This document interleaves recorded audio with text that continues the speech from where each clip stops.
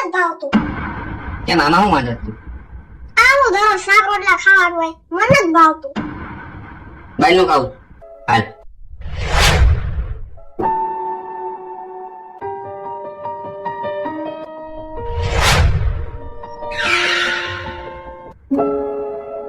જો બેટા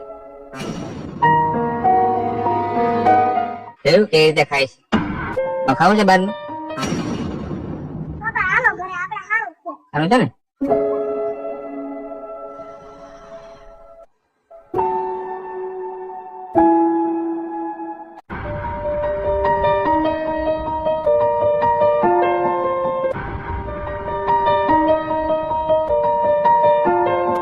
કેવું લાગે બેટા? આપણને જે ભગવાન આપ્યું છે ને એ બહુ સારું આપ્યું છે. તે જોયું ને બહાર કેવી રીતે ખાતા હતા લોકો. અને બેટા ઘણા લોકોનું તો આવું સપનું હોય છે કે આવું સારું ખાવાનું મળે, આવું ઘરની નીચે પંખા હેઠે બેહીન ફેમિલી સાથે બેહીન ખાવાનું મળે, એવું સપના જોતા હોય લોકો. અને આપણી પાસે તો છે આ બધું. એટલે જે આપણી પાસે જે મળ્યું છે ને એ ખાઈ લેવાનું બેટા. હું આ નહીં ખાવ, ઓલું શાક નહીં ખાવ, એવું કરવાનું. હવેથી જે મળે એ બધું ખાઈ લઈ ને.